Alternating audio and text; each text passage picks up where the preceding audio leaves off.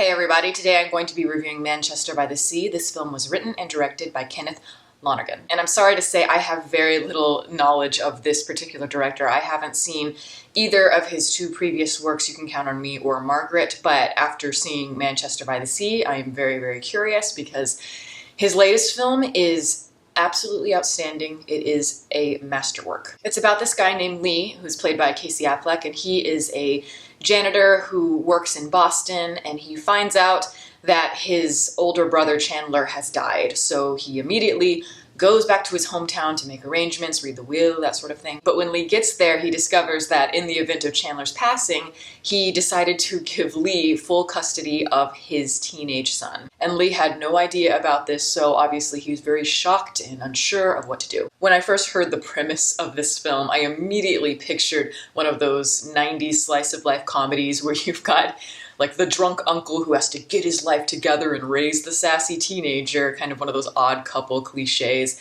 But I can assure you that this film is anything but that. Any sort of cliches that you're picturing that you think are going to be thrown at you are not in this film. And I don't even see it as a melodramatic piece at all. I see it as a film about tragedy that has humor at times. It can be mundane, it can be awkward.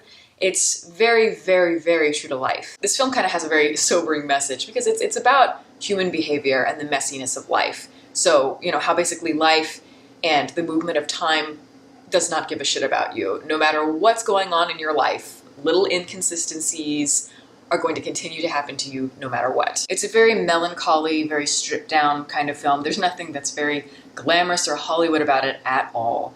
It's a movie that depends on its authenticity. So you see a lot of images of men fishing or drinking lots of cold beer, or you see main characters trying to cook spaghetti sauce out of a jar. You see, you know, like the teenage son Patrick, he's performing in a really shitty garage band, and it's very authentically shitty. This film is not interested in showcasing the big eureka moments of the film, and you know, it's not interested in laying the groundwork for those dramatic points. And I love how it will take the big moments and make them seem not so big. Like, for instance, you know, there are certain scenes that in any other movie they would show, and it would be very, very important. But here, instead, maybe it'll be seen at a distance with music playing over it, where what they're saying is muted. And that to me is wonderful because, in a way, it's basically allowing the audience to kind of understand for themselves. It's basically respecting the audience's intelligence. It's like, we know what's happening. We don't need to be told what's happening in the scene. And as I said before, the film allows a lot of the behavior to really run into the messiness of the situation, like in real life. So, for example, I mean, prime example is the very beginning when they find out that the older brother has died.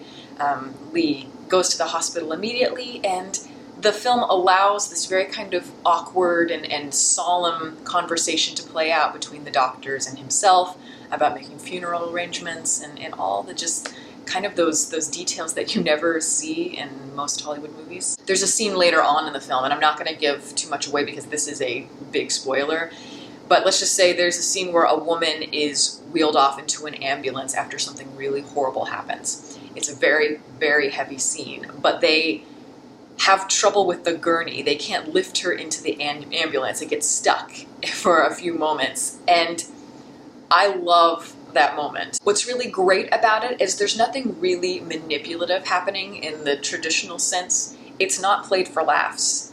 It's really there just to show you that, yes, even in the midst of the most horrible situation, still, little inconveniences like that are going to happen. And normally in films, they want to get rid of all of those unnecessary moments to kind of help build that dramatic tension. But here they don't do that. It's very bold. And there's a lot of that happens. There's a lot of tragedy in this film. It's certainly a very somber movie. And I feel like it's about how humans deal with loss, how humans deal with tragedy, and how our behavior often contradicts what we're really feeling inside. And a glaring example of this would be in the protagonist, Lee, played by Casey Affleck. This is an extraordinary performance by Casey Affleck, definitely the most mature of his I've ever seen, and it's certainly his most kind of internal. He's almost taciturn. He's a man of very few words. He's very angry, and you come to learn why later in the film, but he's a very broken man as a result of the circumstances in his life. And he really doesn't know how to show that compassion anymore because he's lost so much. He's also a very indecisive person. He does not like to be the one making the big decisions. And there's a glaring example of this, I think, in the way that he uses a particular line. It may seem like a throwaway, but to me, there's a reason why it constantly pops up several times. And he uses it at the beginning. It's up to you. That's the line. And it can be used, I mean, from his point of view, it can be used, someone's asking his professional opinion on how to get like a shower fixed or something like that. He says, it's up to you. It's up to you to decide how you want to do that. And it can be anything from that, or whether or not his nephew is going to live with him or not. His response is always the same. It's up to you to decide what you want to do. He would also rather manifest grief physically. He would rather get into a fight rather than talk it out or kind of internally contemplate how he's feeling. But he's certainly not one note at all. He has a lot of very sensitive and very vulnerable qualities as well. There's a great kind of transitional scene that's completely wordless that I think really shows a lot about him as a character. And it's a little moment, but it's just when he is packing his clothes to go back home for a while. He's just kind of throwing his clothes in a box kind of carelessly, but he has all of these photographs of his family. And he takes those and he's very gentle with them. He packs them in a towel very gently because they mean something to him. He gets to the house, he's unpacking his clothes, putting his pictures, nicely on the dresser, and then he punches through a window. He's a conflicted man who has a lot of love and a lot of loneliness in his heart, but he uses misguided anger in a way to kind of fill those voids, temporarily at least. And I know this is going to seem kind of strange, but in terms of the way that this film uses those little details, those little moments that express so much about the characters, to me it's almost like a Hayao Miyazaki film. You know how, like, obviously completely different style, completely different genre, but in those films, you know how even amidst all the big, grand, magical things that are happening, they'll have little moments where characters are trying to put their socks on or something like that. Just those little moments, and they add so much to the texture. And they also, in very subtle ways, are able to progress the film and help keep those emotional arcs mature. And the teenage son, Patrick, played by Luke Hedges, is also handled with wonderful complexity. In a way, I feel like he is very similar to the Casey Affleck character because he also does not know how to internalize all of the pain of his father's passing, but he handles it in a very different way. Rather than kind of becoming very solemn and quiet about it, he's young, so he covers all of that up with sarcasm. He's also very social. He uses all of that as his defense mechanism to disguise how he's really feeling. He's just another example of how this film deals so much in humanistic detail and in implication. And as I said, there's a lot of humor in the film, but ultimately it's got a very kind of real and very raw, painful kind of message to it.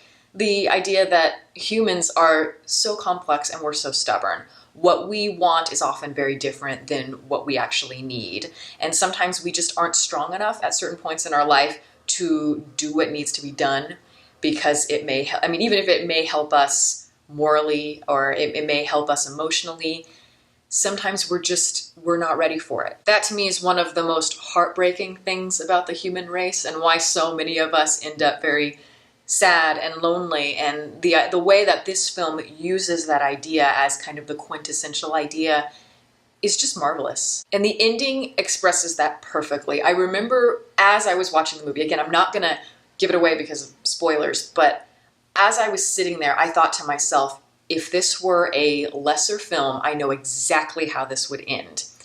And I was hoping I would be wrong. I'm like, if this movie does that, then I feel like it's going to cheapen the whole effect of the movie. But it didn't. It did exactly what it needed to do. Exactly. The film, in terms of especially the way that the Casey Affleck character finally finishes that arc, is perfect because that's exactly what a real person in his situation would do. And because of that, it makes the film so much more resonant when you leave the theater and you're thinking about it. And I just have so much respect for this film. It really is just a wonderful, wonderful piece of work. And I hope you all go see it. And that is my review. Thank you all for listening. If you'd like to follow me on Twitter, the link is below. And you can also like my Facebook page and the link below that. Catch you next time.